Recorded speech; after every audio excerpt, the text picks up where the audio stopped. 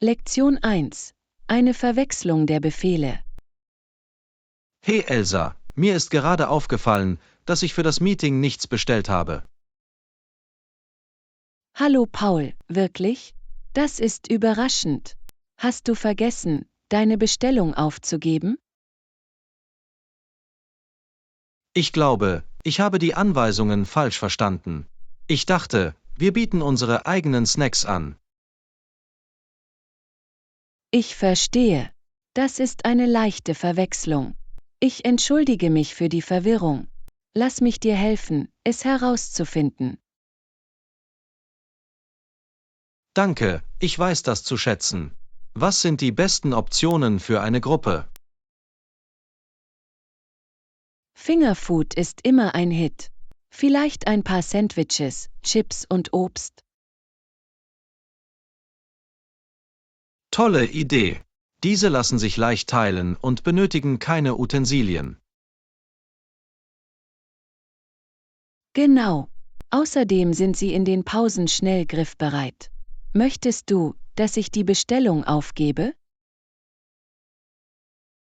Wenn du könntest, wäre das fantastisch. Ich übernehme natürlich meinen Anteil. Keine Sorge. Ich werde dafür sorgen, dass es eine Abwechslung gibt, damit jeder etwas hat, das ihm gefällt. Perfekt. Und dazu bringe ich ein paar Drinks mit. Klingt nach einem Plan. Mit Snacks und Getränken wird das Treffen viel angenehmer. Unbedingt. Danke, dass du eingesprungen bist, um mir zu helfen. Ich schulde dir was. Lektion 2. Planung unseres Abenteuers. Hey Elsa, hast du über unsere bevorstehende Reise nachgedacht? Hallo Paul, ja. Es ist Zeit, an unserer Reiseroute zu arbeiten und Informationen zu sammeln. Unbedingt. Ich denke, wir sollten zuerst die Orte auflisten, die wir besuchen wollen. Gute Idee. Was steht ganz oben auf deiner Liste? Ich möchte wirklich die historischen Stätten sehen. Sie haben so viel zu bieten. Gute Wahl. Ich freue mich auch darauf, die lokale Kultur und Küche zu erkunden. Ich auch. Wir sollten uns auch mit allen Festivals befassen, die während unseres Besuchs stattfinden. Das ist eine fantastische Idee. Festivals können ein einzigartiges Erlebnis bieten. Genau. Außerdem können wir unsere Mahlzeiten nach den lokalen Spezialitäten planen. Lecker. Ich kann mir schon vorstellen, all das leckere Streetfood zu probieren. Lassen Sie uns auch nach Führungen suchen. Sie können uns helfen, mehr über die Gegend zu erfahren. Gut überlegt. Ich fange an, online nach den besten Optionen zu suchen. Perfekt. Und ich kann damit umgehen, eine Unterkunft zu finden, die zu unserem Budget passt. Klingt nach einem Plan. Mit Teamwork werden wir diese Reise unvergesslich machen. Ich kann es kaum erwarten. Planung ist schließlich der halbe Spaß. Lektion 3. Die Herausforderung der Obdachlosigkeit. Hey Elsa, hast du von dem zunehmenden Problem der Obdachlosigkeit in Großbritannien gehört? Hallo Paul, ja. Es ist alarmierend, dass sich die Zahl der obdachlosen Familien seit 1978 verdoppelt hat. Unbedingt. Tausende Familien sind obdachlos, und das ist ein komplexes Problem. Das ist es wirklich. Viele Faktoren tragen dazu bei, wie der Mangel an bezahlbarem Wohnraum und die Instabilität der Arbeitsplätze. Richtig. Es ist herzzerreißend, an Kinder zu denken, die ohne ein stabiles Zuhause aufwachsen. Genau. Bildung und Gesundheit können auch darunter leiden, wenn Familien von Obdachlosigkeit betroffen sind. Noch besorgniserregender ist, dass viele Menschen nicht wissen, wie weit verbreitet dieses Problem ist. Stimmt. Bewusstsein ist entscheidend. Ich denke, Gemeinschaftsinitiativen können einen Unterschied machen. Definitiv. Programme, die Unterstützung und Ressourcen bereitstellen, können Familien helfen, ihre Stabilität wiederzugewinnen. Und Freiwilligenarbeit kann auch das Bewusstsein schärfen. Schließlich hilft jedes bisschen. Das ist ein großartiger Punkt. Wir sollten erwägen, eine lokale Spendenaktion zu organisieren, um diese Familien zu unterstützen. Ich liebe diese Idee. Es könnte eine unterhaltsame Art sein, die Community einzubeziehen und positive Auswirkungen zu erzielen. Lass uns ein paar Aktivitäten brainstormen. Gemeinsam können wir sowohl das Bewusstsein als auch die finanziellen Mittel erhöhen. Lektion 4. Gemütliche Lesebücher. Hey Elsa, ich habe gerade ein wirklich gutes Buch beendet. Hallo Paul, das ist großartig. Wie lautet der Titel?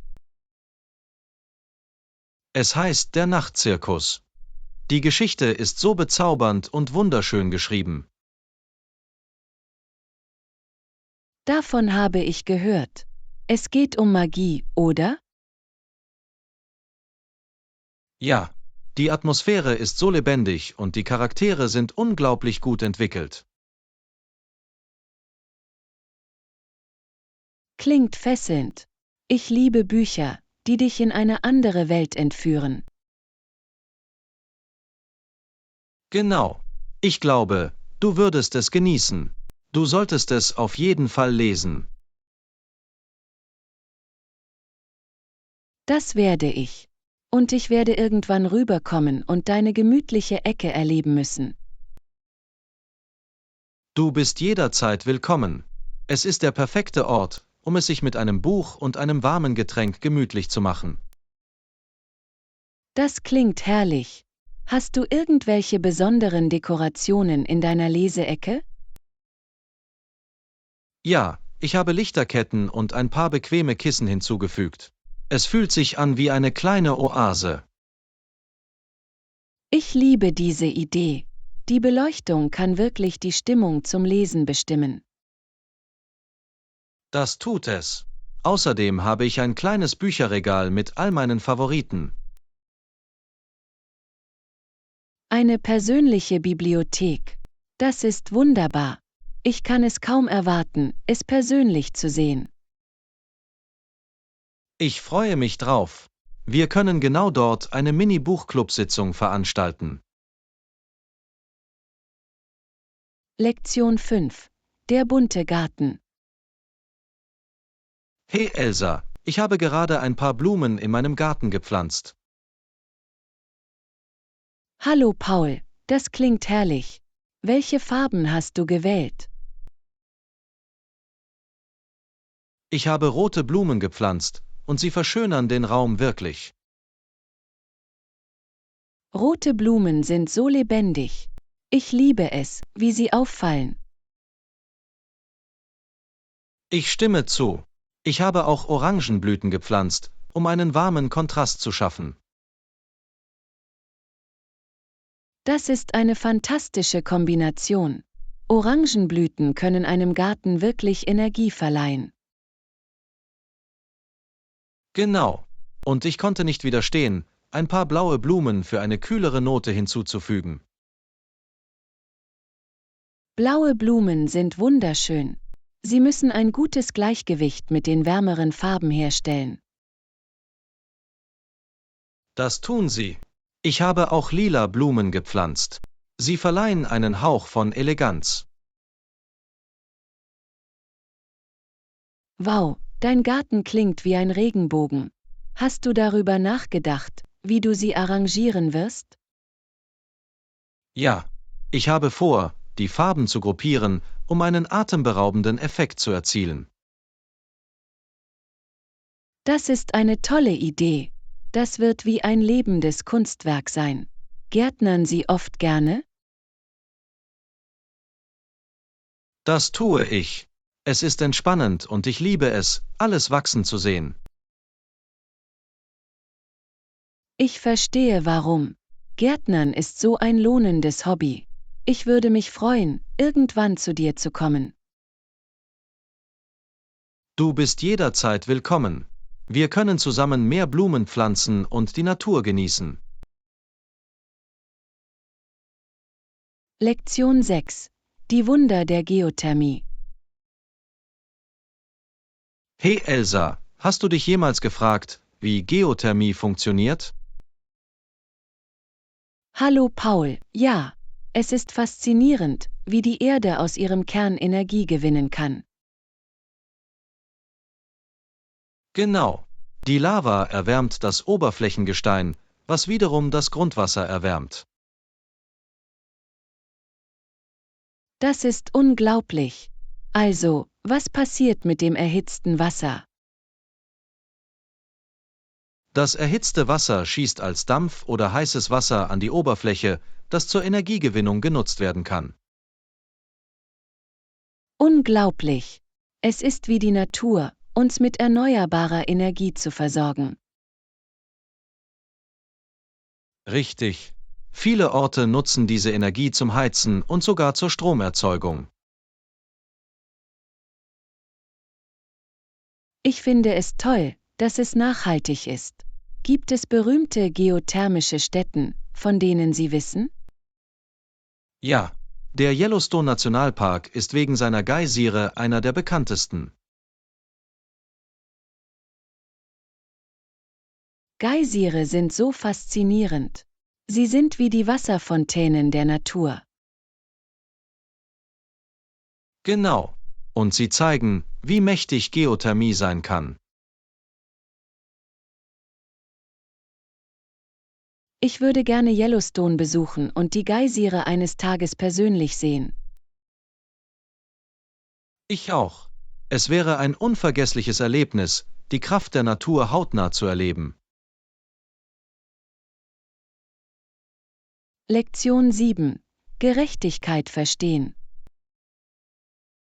Hey Elsa, ich habe über die Rechtssysteme in englischsprachigen Ländern gelesen. Hallo Paul, das klingt interessant. Was hast du bisher gelernt?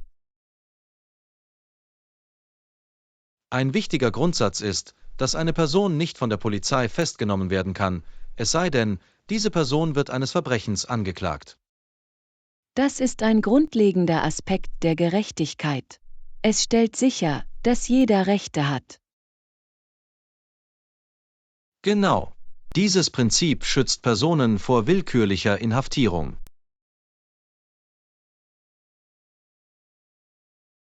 Ich weiß zu schätzen, wie sehr es Fairness betont.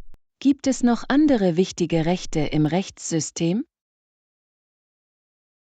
Ja, es gibt das Recht auf ein faires Verfahren, was für die Durchsetzung der Gerechtigkeit von entscheidender Bedeutung ist. Unbedingt. Ein faires Verfahren ermöglicht eine angemessene Verteidigung und gewährleistet Unparteilichkeit. Das tut es wirklich. Ein weiteres wichtiges Recht ist die Unschuldsvermutung bis zum Beweis der Schuld. Das ist lebenswichtig. Das verschiebt die Beweislast auf die Staatsanwaltschaft, was fair ist. Richtig. Diese Rechte sind grundlegend für die Aufrechterhaltung des Vertrauens in das Rechtssystem. Ich stimme zu. Es ist jedoch faszinierend, wie verschiedene Länder Gerechtigkeit interpretieren. Ist es? Wenn wir über diese Unterschiede lernen, können wir unsere eigenen Rechtssysteme besser einschätzen. Lektion 8. Streben nach Win-Win-Lösungen. Hey Elsa, ich habe über Verhandlungen nachgedacht und darüber, ob wir immer eine Win-Win-Situation anstreben sollten. Hallo Paul, ich glaube, das sollten wir auf jeden Fall. Es sorgt für langfristige Beziehungen und Zufriedenheit. Genau. Wenn beide Parteien das Gefühl haben, etwas gewonnen zu haben, baut das Vertrauen auf. Vertrauen ist in jeder Beziehung, ob privat oder beruflich, unerlässlich. Richtig. Außerdem führen Win-Win-Ergebnisse oft zu kreativeren Lösungen. Unbedingt. Zusammenarbeit kann zu neuen Ideen führen, von denen alle Beteiligten profitieren. Waren Sie jemals in einer Situation, in der eine Win-Win-Situation erzielt wurde? Ja, ich habe einmal mit einem Teammitglied eine Projektfrist ausgehandelt. Wir haben unsere Bedürfnisse besprochen und einen Kompromiss gefunden.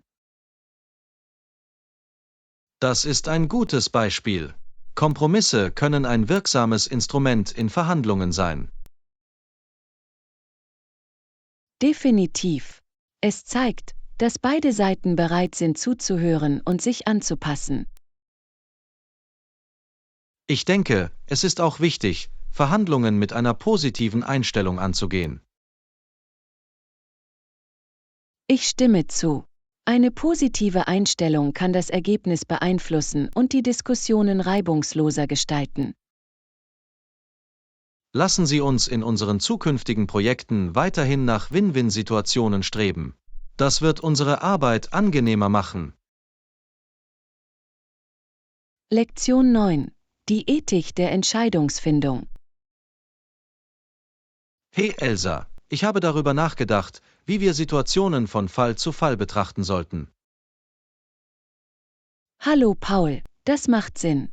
Es ermöglicht durchdachtere und nuanciertere Entscheidungen. Genau. Mit anderen Worten, es gibt in jedem Fall eine starke ethische Komponente, die zu berücksichtigen ist. Richtig. Ethik kann uns dabei helfen, faire und gerechte Entscheidungen zu treffen. Haben Sie jemals eine Situation erlebt, in der Ethik eine entscheidende Rolle gespielt hat? Ja, während eines Gruppenprojekts mussten wir entscheiden, wie wir die Aufgaben fair verteilen. Das ist ein gutes Beispiel. Es ist wichtig, die Stärken und Arbeitsbelastungen aller Beteiligten in Einklang zu bringen. Unbedingt. Es ist wichtig sicherzustellen, dass sich niemand überfordert oder unterbewertet fühlt. Und es hilft, eine positive Teamdynamik aufzubauen, wenn sich alle einbezogen fühlen. Genau. Ethische Überlegungen können die Zusammenarbeit und das Vertrauen innerhalb eines Teams verbessern. Ich denke, es ist auch wichtig, offen über unsere Entscheidungen zu kommunizieren. Ja, Transparenz fördert das Verständnis und den Respekt unter den Teammitgliedern. Lassen Sie uns diese Prinzipien berücksichtigen, wenn wir gemeinsam an zukünftigen Projekten arbeiten. Lektion 10. Die Freude, neue Kulturen zu erkunden. Hey Elsa, hast du jemals darüber nachgedacht, in verschiedene Länder zu reisen? Hallo Paul, ja, das wollte ich schon immer mal machen. Das Erkunden neuer Kulturen fasziniert mich. Mir geht es genauso. Jedes Land hat seine eigenen Traditionen und Erlebnisse zu bieten. Genau. Ich bin besonders daran interessiert, lokale Küche zu probieren. Essen ist ein so wichtiger Teil der Kultur. Ganz gewiss. Stellen Sie sich vor, Sie probieren authentische Gerichte direkt von Ihrer Herkunft. Es wäre unglaublich. Ich weiß. Ich wollte schon immer Streetfood in Thailand probieren. Es sieht so lebendig und würzig aus. Das klingt köstlich. Ich würde gerne Italien wegen seiner Pasta und seines Gelatos besuchen.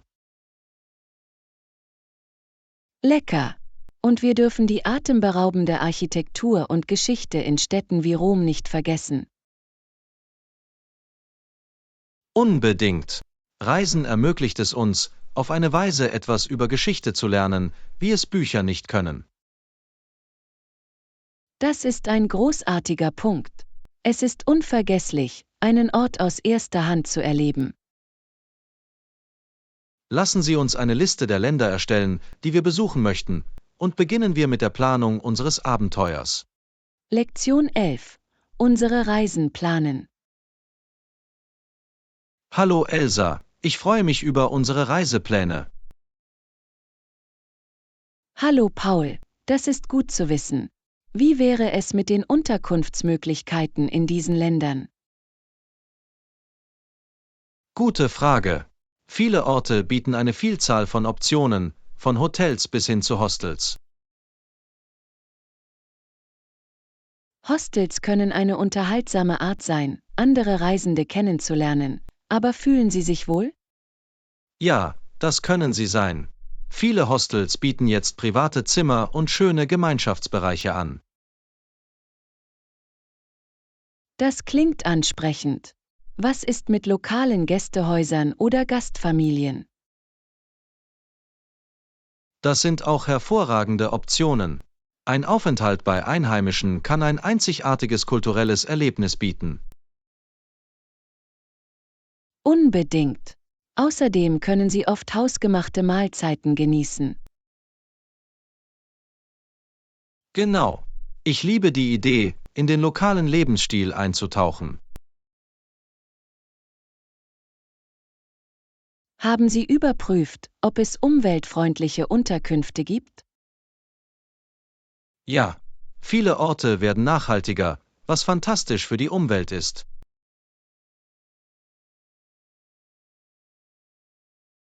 Das freut mich zu hören. Es macht Reisen verantwortungsvoller und angenehmer.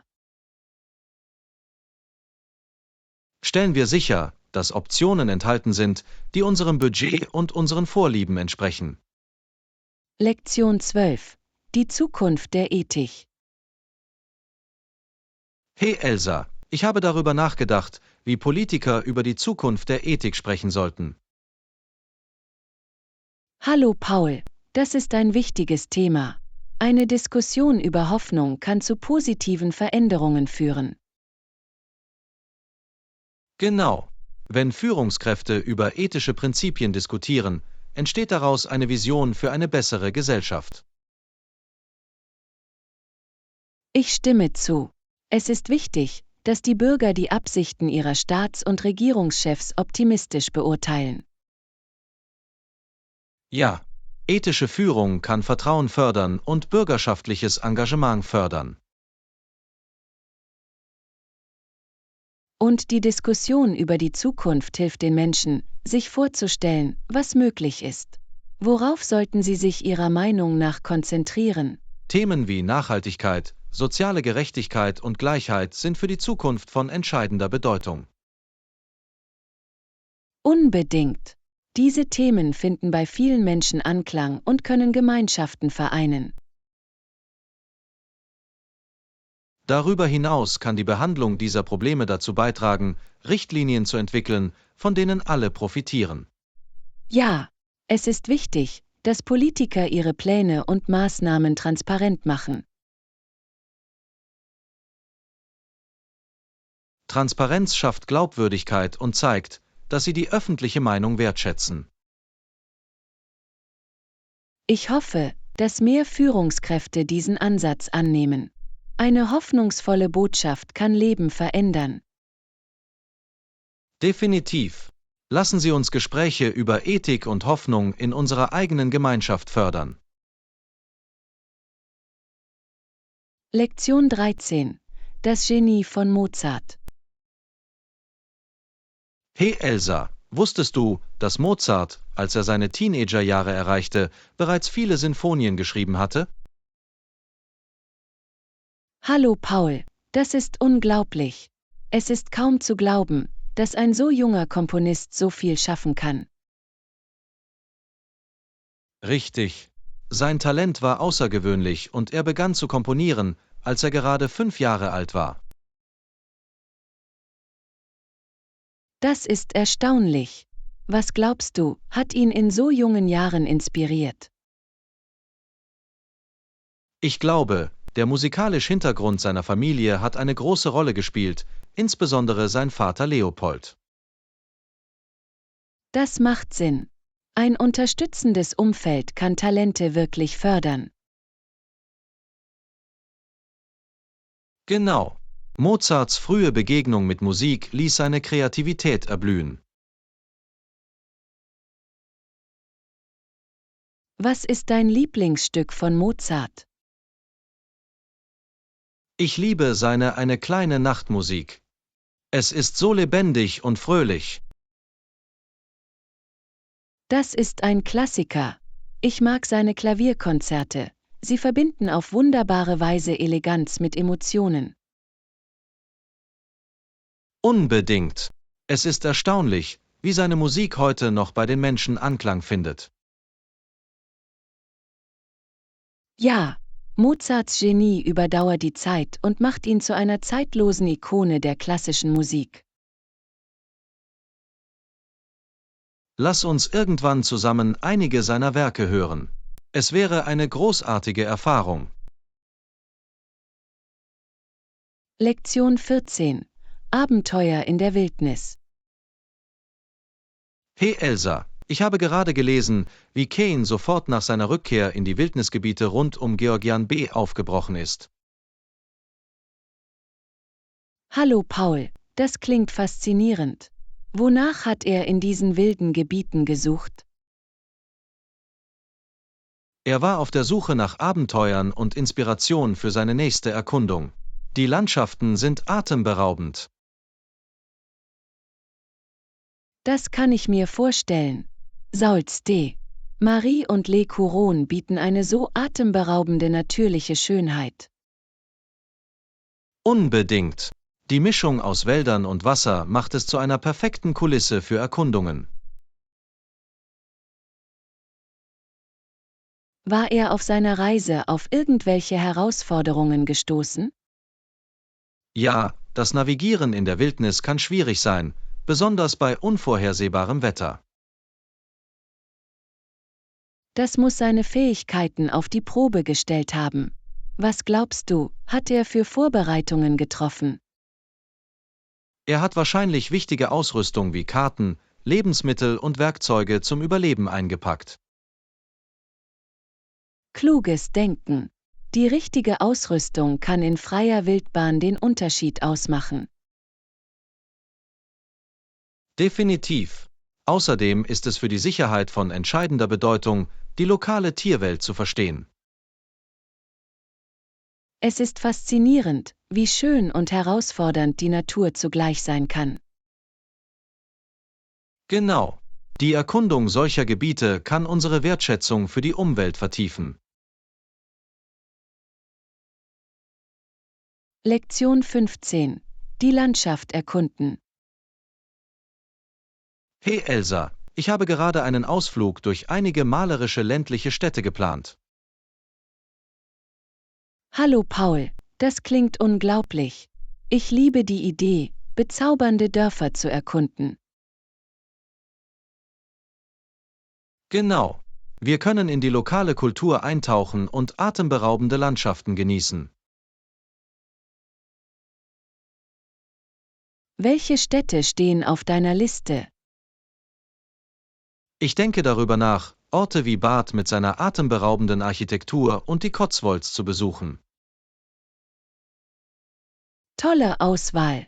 Die Cotswolds sind bekannt für ihre sanften Hügel und malerischen Steinhäuser.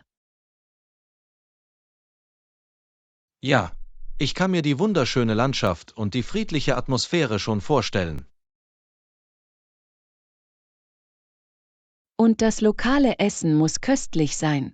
Ich würde gerne traditionelle Gerichte probieren. Unbedingt. Wir sollten nach lokalen Märkten und Restaurants Ausschau halten, in denen direkt vom Bauernhof direkt auf den Tisch kommt. Das klingt perfekt. Frische Zutaten machen eine Mahlzeit so viel angenehmer. Außerdem konnten wir lokale Handwerker treffen und mehr über ihr Handwerk erfahren. Ich liebe diese Idee. Es ist eine wunderbare Möglichkeit, mit der Community in Kontakt zu treten. Stellen wir sicher, dass wir viele Fotos machen, um unser Abenteuer festzuhalten. Lektion 16. Leckereien am Freitag bei der Arbeit. Hey Elsa, hast du von der Freitagstradition in unserem Büro gehört? Hallo Paul, nein, habe ich nicht. Was ist die Tradition? Am Freitagnachmittag macht Sarah Popcorn für alle. Das klingt herrlich. Ich kann mir schon vorstellen, dass der Geruch das Personalzimmer erfüllt. Es ist der beste Weg, um nach einer anstrengenden Woche zu entspannen. Wir sitzen alle zusammen und genießen es. Ich liebe das. Es muss ein gutes Gemeinschaftsgefühl im Team schaffen. Unbedingt. Es ist eine unterhaltsame Art, Kontakte zu knüpfen und Geschichten auszutauschen.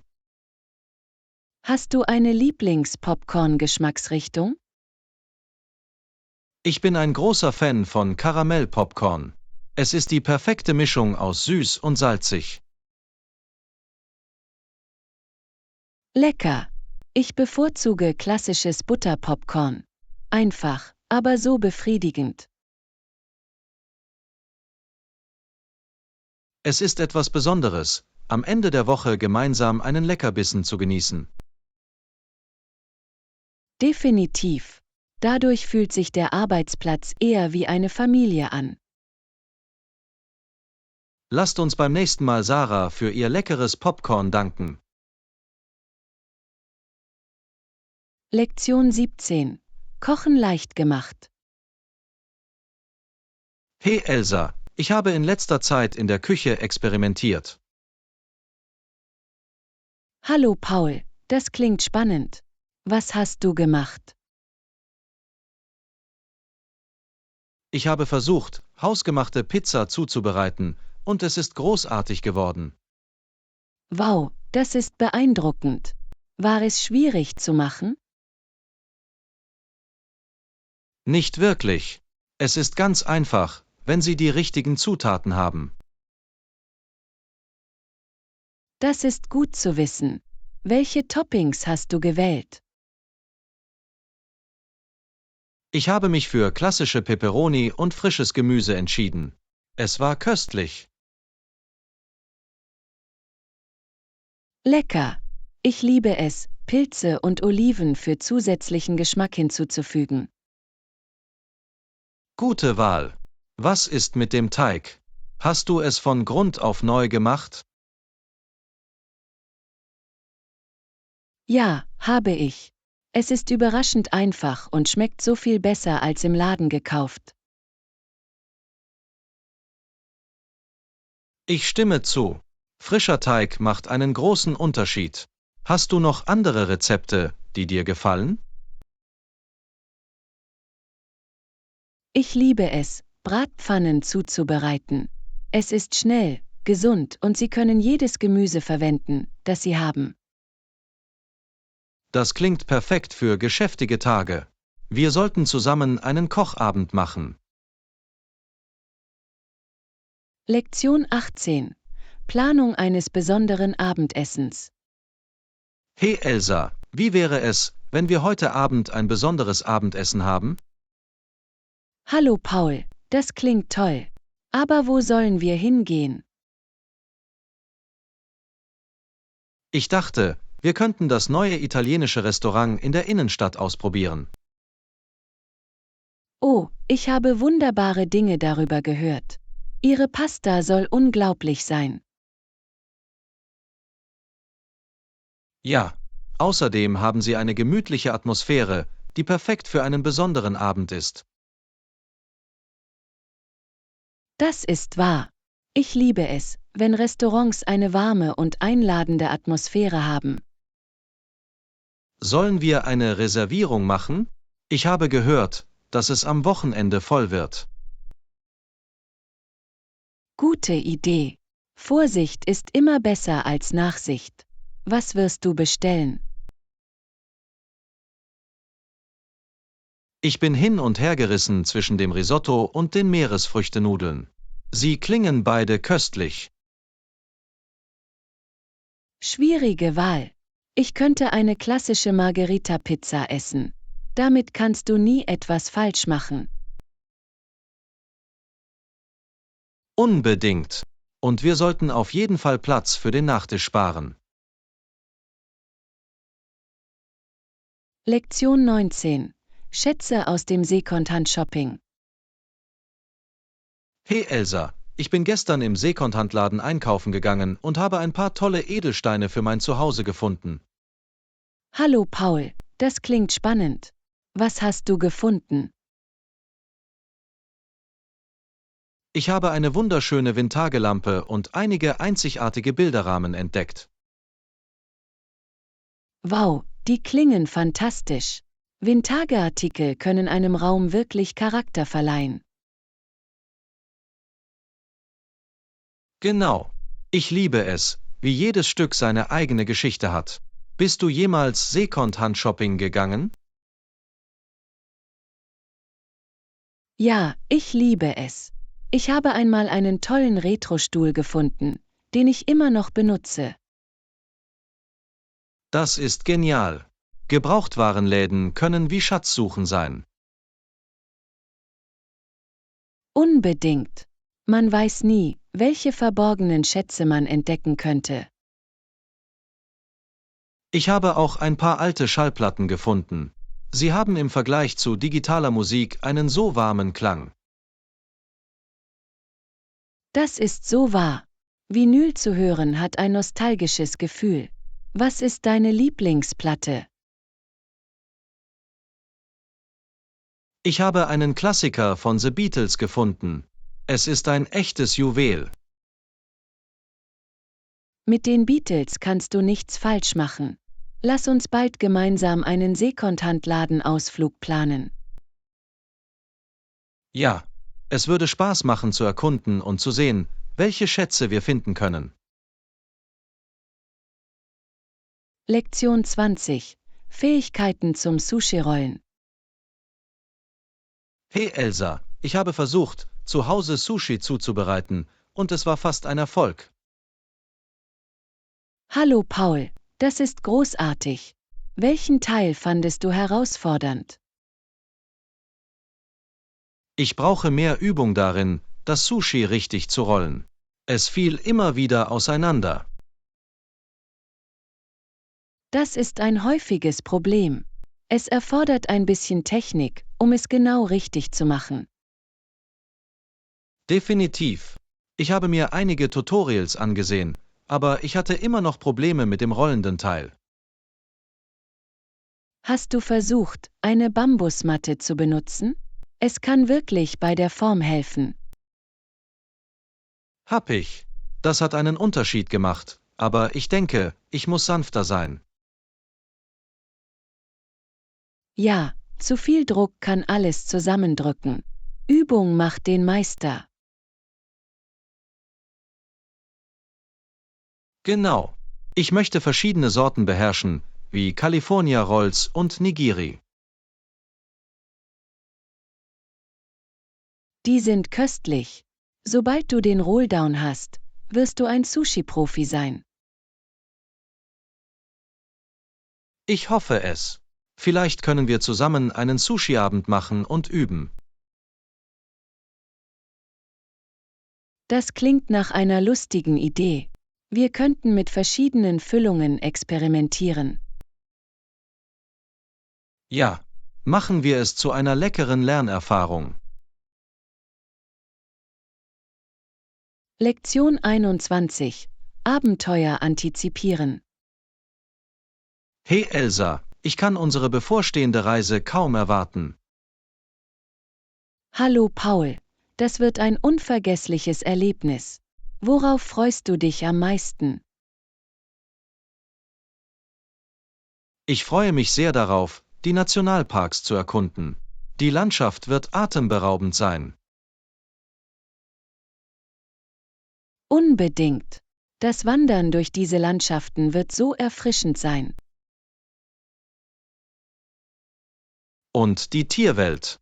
Ich kann es kaum erwarten, alles von Rehen bis Adlern zu sehen.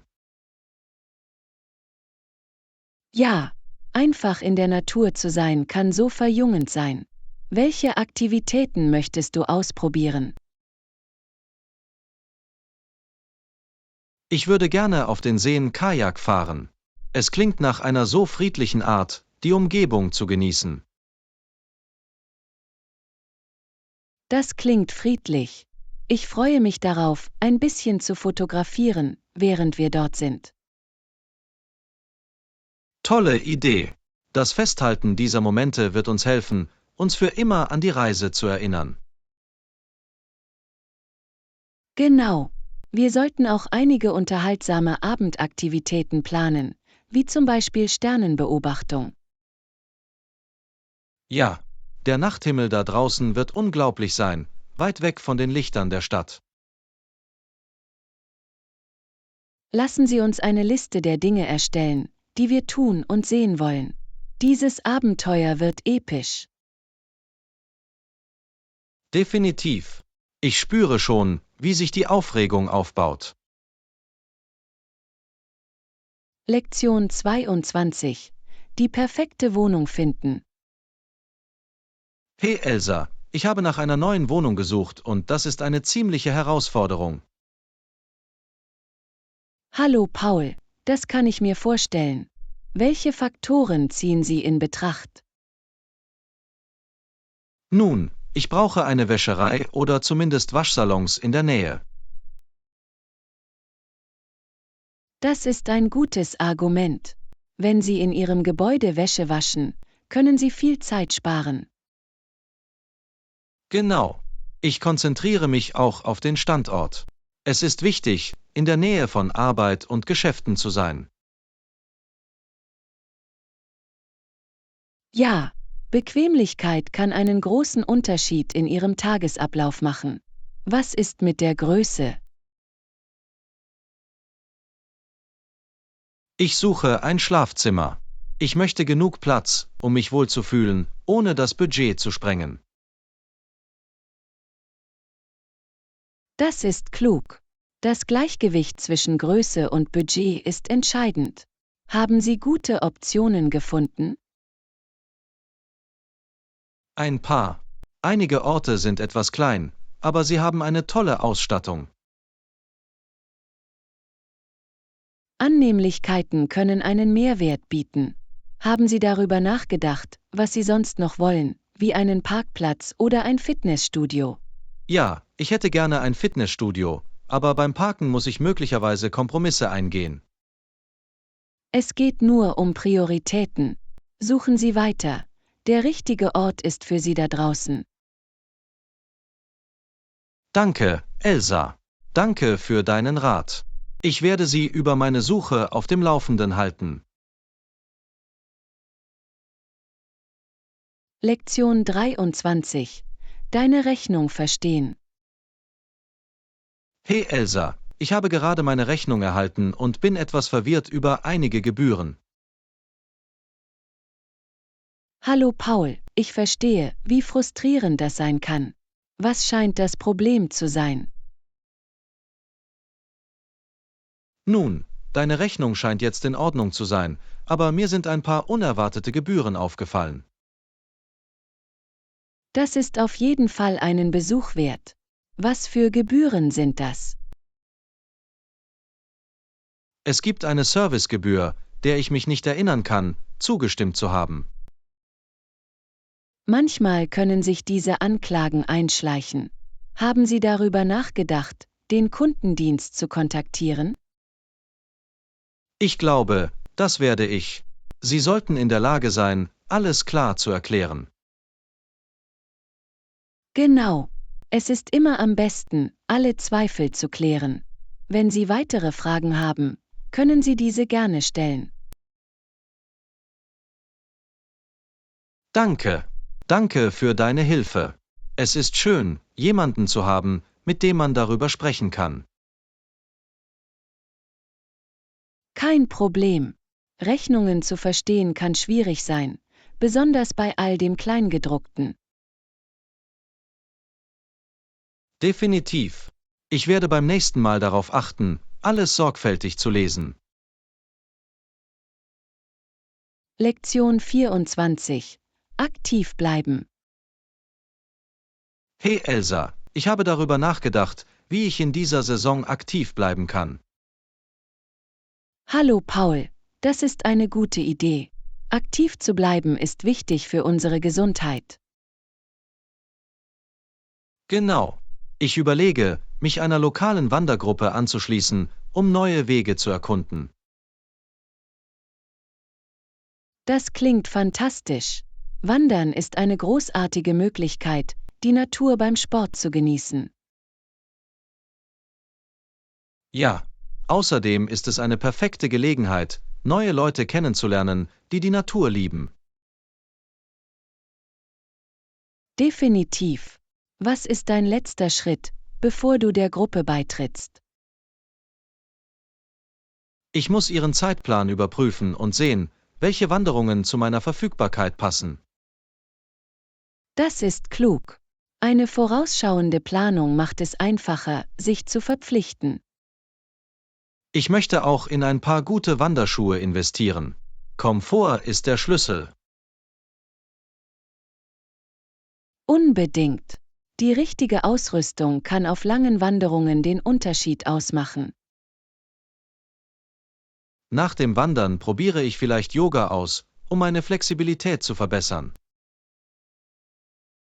Das ist eine tolle Ergänzung zum Wandern. Es hilft bei der Erholung und Entspannung. Ja, ich freue mich über diese Aktivitäten. Sie werden mich motivieren und fit halten. Lektion 25. Ein Meeting planen. Hey Elsa, ich habe mich gefragt, wann du dich heute treffen kannst. Hallo Paul, wie wäre es, wenn wir uns um 14 Uhr treffen? Das klingt perfekt. Das gibt uns genug Zeit, um uns vorzubereiten. Genau. Wir können Kaffee trinken und unser Projekt in entspannter Atmosphäre besprechen. Ich liebe diese Idee. Eine ungezwungene Atmosphäre kann mehr Kreativität auslösen. Unbedingt. Außerdem ist es schön, für eine Weile von unseren Schreibtischen wegzugehen. Richtig. Ein Szenenwechsel kann unsere Produktivität wirklich steigern. Und wir können Ideen ohne Ablenkungen brainstormen. Haben Sie bestimmte Themen im Kopf? Ja, ich möchte mich auf unsere Präsentation konzentrieren und darauf, wie wir das Publikum ansprechen können. Großartig. Ich habe einige innovative Ideen, von denen ich denke, dass sie großen Anklang finden werden. Ich kann es kaum erwarten, Sie zu hören. Lassen Sie uns dieses Treffen so produktiv wie möglich gestalten. Definitiv. Darauf freue ich mich. Treffen wir uns in dem Café am Park. Die perfekte Wahl. Wir sehen uns um 14 Uhr.